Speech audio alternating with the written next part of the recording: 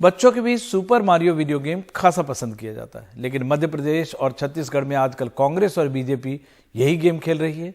मध्य प्रदेश में मामा यानी सीएम शिवराज सिंह चौहान और छत्तीसगढ़ में काका यानी भूपेश बघेल का सुपर मारियो अवतार सामने आया है। देखते हैं अनुराग द्वारी की ये रिपोर्ट।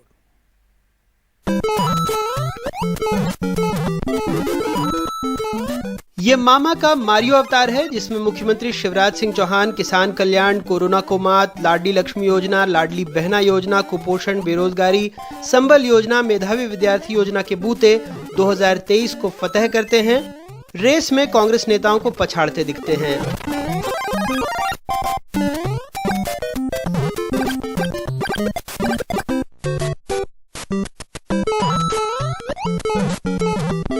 हफ्ते भर पहले पड़ोसी छत्तीसगढ़ में काका यानी भूपेश बघेल मारियो अवतार में थे। वो भी कर्ज माफी, कोरोना को मात, न्याय योजना, कुपोषण, धान खरीदी जैसी योजनाओं को लेकर गढ़बो नवा छत्तीसगढ़ के नारे को बुलंद करते हैं।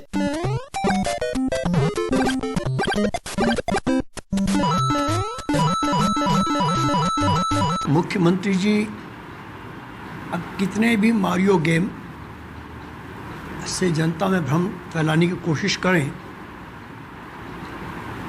अब सारा गेम जनता के हाथ में है। शिवराज सिंह जी सिर्फ कॉपी ही करते हैं, कभी भूपेश बघेल जी की, कभी योगी आदित्यनाथ जी की। चाहने वालों की एक सोच है और चाहने वालों की लोकप्रियता का हिसाब से इस तरह की चीज़ें सामने आती रहती समय समय पर। निश्चित तौर पे आज बड़ी संख्या में युवा ऑनलाइन इस तरह के चीज़ों से जुड़े हुए हैं, इस तरह के गेम से जुड़े हुए हैं, तो निश्चित तौर पे लोकप्रियता का पैमाना है, फर्क पड़ता है इससे। मध्य प्रदेश और छत्तीसगढ़ दोनों राज्यों में ये चुनावी साल है। विपक्ष जहां सरकार की खामियां गिनाकर उसे घेरने में जुटा हुआ है, तो वहीं सरकार अपनी खूबियों को गिनाकर जनता के दिल में अपना स्थान बरकरार रखने की हर संभव कोशिश में जुटी हुई है। सुपर मारियो बच्चों में खासा लोकप्रिय है। खेलने की कोशिश मैं भी कर रहा हूं, लेकिन ज्यादा सफल नहीं हो रहा। बहरहाल सियासत में इन दिनों ये खेल खासा लोकप्रिय है। अब देखना होगा कि क्या इसके बूते काका मारियो या मामा मारियो अपने अपने राज्यों में चुनाव में सफल होते हैं। भोपाल से कैमरा पर्सन रिजवान खान के साथ अनुराग द्वारी, एनडीटीवी इंडिया। सुपर मारियो अब बच्चों का खेल नहीं। असम और अरुणाचल के बीच 50 साल पुराना सीमा विवाद का हल करने का वादा नरेंद्र मोदी सरकार ने पूरा किया है। केंद्रीय गृह मंत्री अमित शाह की उपस्थिति में असम और अरुणाचल प्रदेश सरकार के बीच एक समझौते पर दोनों राज्यों के मुख्यमंत्रियों ने हस्ताक्षर किए। देखते हैं सहयोगी नीता शर्मा की रिपोर्ट। 2024 चुनावों से पहले नरेंद्र मोदी की सरकार उत्तर पूर्व के राज्यों में शांति बहाली को लेकर एक और मोर्चा जीतती दिखी, जब 50 साल पुराना असम और अरुणाचल के बीच चल रहा विवाद खत्म करने में वो कामयाब हुई। 1972 से लेकर आज तक जिस सीमा विवाद को सुलझाया नहीं जा सका, लोकल कमीशन की रिपोर्ट 72 से अब तक अलग अलग स्तर पर कभी सरकारों में, कभी अदालतों में विवाद से ग्रस्त रही। वो रिपोर्ट को एक प्रकार से दोनों राज्य सरकारों ने स्वीकार कर 700 किलोमीटर से लंबी लगभग 800 किलोमीटर की असम अरुणाचल सीमा का विवाद आज समाप्त कर दिया है। ये बहुत बड़ी उपलब्धि है। दोनों राज्य लगभग 800 किलोमीटर सीमा साझा करते हैं और इस समझौते से लगभग 123 गांवों के बीच शांति बहाली की उम्मीद है। आज हमने लगभग सारे विवाद का समाधान कर लिया। हमने 23 जो डिस्प्यूटेड विलेज है, इसमें कोई 2-1 विलेज होगा जहां में हमें खाली सीमांकन आगे जाके सर्वे ऑफ इंडिया का थ्रो से करवाना है। बाकी लगभग 123 विलेज में ही हमारे बीच में समझौता हुआ। दोनों ही राज्य का जो रीजनल कमिटीज, जो 12 रीजनल कमिटीज गठन हुआ था, मैं दोनों रीजनल कमिटीज के सभी चेयरमैन और मेंबर्स को भी बहुत बहुत धन्यवाद प्रकट करता हूं कि बहुत दफा पर वो लोग ने ग्राउंड में जाके लोगों से मिला, अरुणाचल असम के जनता, वहां के कम्युनिटी लोगों के साथ में मिलकर इस रेजोल्यूशन में हम लोग आ पाया है। पूर्वोत्तर में केंद्र लगातार शांति बहाली की कोशिश में लगा हुआ है। केंद्रीय गृह मंत्री के मुताबिक इसी वजह से पूरे नॉर्थ ईस्ट में मोदी काल में 68% हिंसा में कमी आई है। उत्तर पूर्व के 70% राज्यों में AFPSA हटाया जा चुका है। मणिपुर के 6 जिलों के 15 पुलिस स्टेशनों और अरुणाचल के 26 जिलों में से सिर्फ 3 जिलों में AFPSA बचा है। नागालैंड के 12 जिलों में से 7 जिलों में से कानून हटा दिया गया है, जबकि त्रिपुरा और मेघालय में से पूरी तरह ये कानून हट चुका है। असम अरुणाचल बॉर्डर सेटलमेंट का जो MOU साइन हुआ है, ये कोई मामूली काम नहीं है, ये बहुत बड़ा अचीवमेंट है। सीमा विवाद का पूरा लक्षण पूरा सारा साफ हो चुका है। अब कुछ पॉकेट्स में सिर्फ डिलिनेशन करना है, एग्रीमेंट हो गया है, सिर्फ ग्राउंड में कुछ डिलिनेशन करना है, कुछ पोर्शन में बाकी है, लेकिन ओवरऑल एग्रीमेंट पूरा हो चुका है। छोटे छोटे मसलों को लेकर नॉर्थ ईस्ट के कई राज्यों में कई सालों से विवाद जो है वो चले आ रहे हैं। असम और अरुणाचल प्रदेश में भी ये विवाद 1972 से चला आ रहा था, लेकिन दोनों राज्यों ने बातचीत के जरिए ये विवाद सुलझा लिया। उम्मीद की जानी चाहिए कि इसी तरह बाकी के राज्य भी बातचीत के जरिए जो विवाद सालों से चले आ रहे हैं उन्हें सुलझाने में कामयाब होंगे। नई दिल्ली से नीता शर्मा, NDTV इंडिया के लिए। भीषण गर्मी को देखते हुए महाराष्ट्र राज्य बोर्ड के स्कूलों को आज से बंद कर दिया गया है। अगला शैक्षणिक वर्ष 15 जून से शुरू होगा और विदर्भ में स्कूल 30 जून से शुरू होंगे। प्रदेश के शिक्षा मंत्री दीपक केसरकर ने यह घोषणा की है। यह भी कहा गया है कि जो स्कूल छुट्टियों के दौरान अतिरिक्त गतिविधियां संचालित करना चाहते हैं उन्हें सुबह या शाम के सत्र में कराया जाए।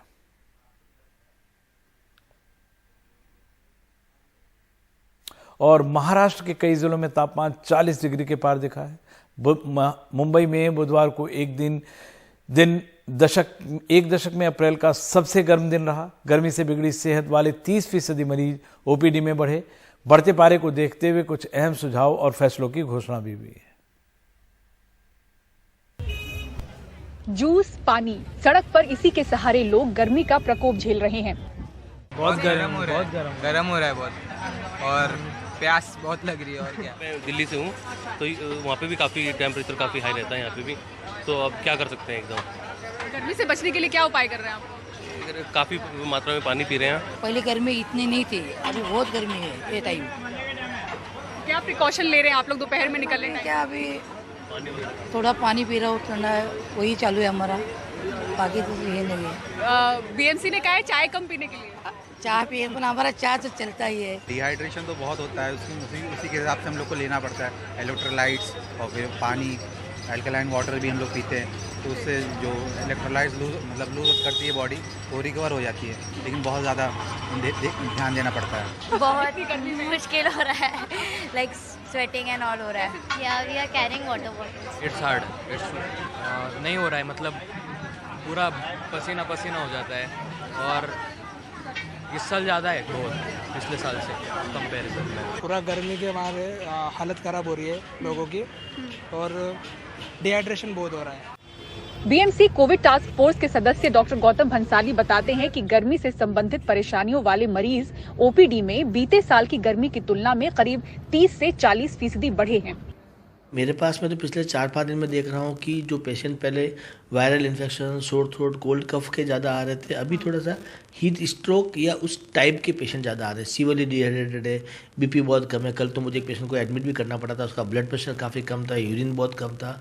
2-3 दिन से वो पानी नहीं पी पा रही थी। तो अभी ये अगर पहले से कंपेयर करें तो इस बार डेफिनेटली 30-40% ज़्यादा केसेस है इस चीज़ के, हीट रिलेटेड इलनेस के, जिसकी वजह से फीवर भी हो रहा है लोगों को, थोड़ा सा डिजीनेस ज़्यादा सबसे ज़्यादा देखने को मिल रहा है कि डिजीनेस, वॉमिटिंग, लूज मोशंस, थोड़ा क्रैम्प्स आ रहे हैं लोगों को, उस टाइप की कंप्लेंट ज़्यादा देखने को। मुंबई के लिए बुधवार का दिन दशक का सबसे गर्म दिन रहा। सेंटा क्रूज में 19 अप्रैल को तापमान 38.8 डिग्री सेल्सियस रहा, जो कि सामान्य तापमान से ज्यादा है।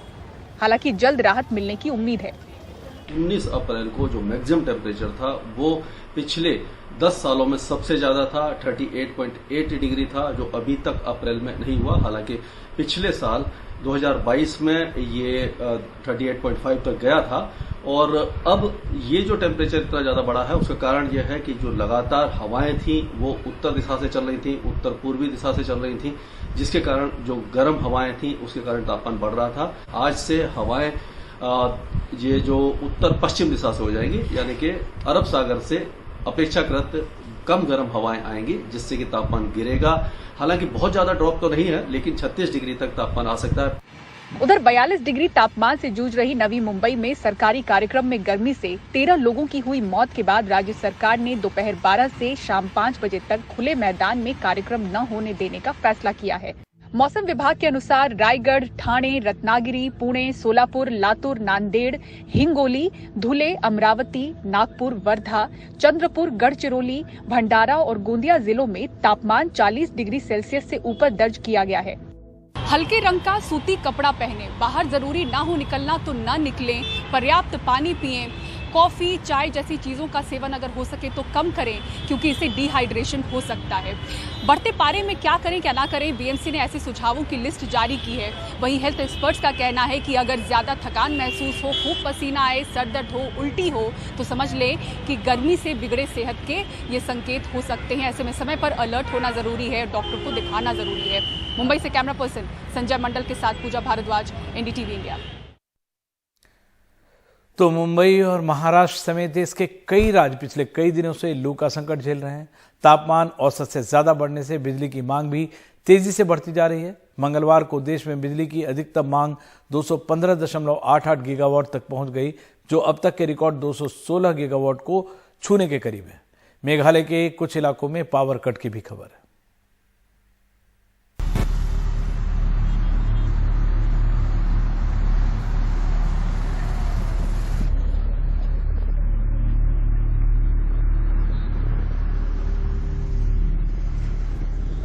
देश के कई हिस्सों में औसत से अधिक तापमान और लू के संकट के साथ ही बिजली की मांग पिछले कुछ दिनों में तेजी से बढ़ी है।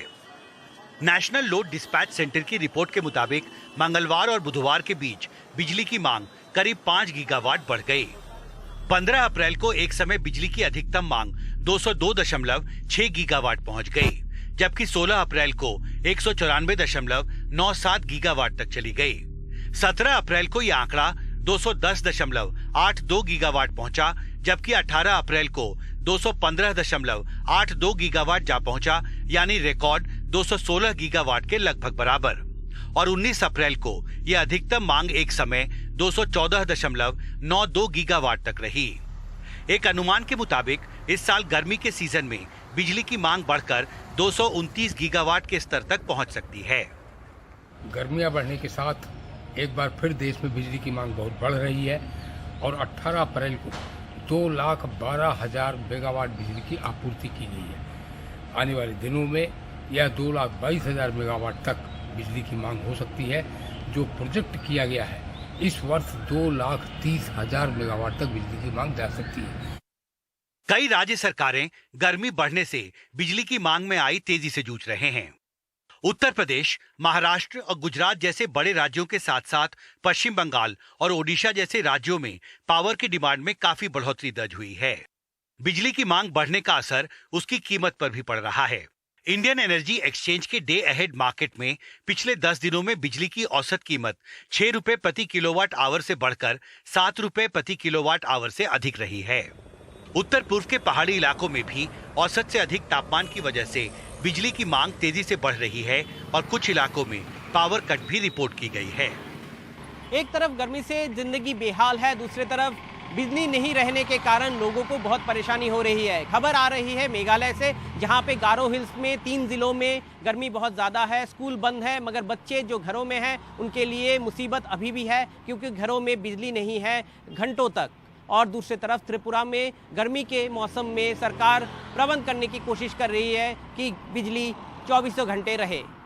North East is going to have less total rain, but it's also going to have a lot more extreme precipitation.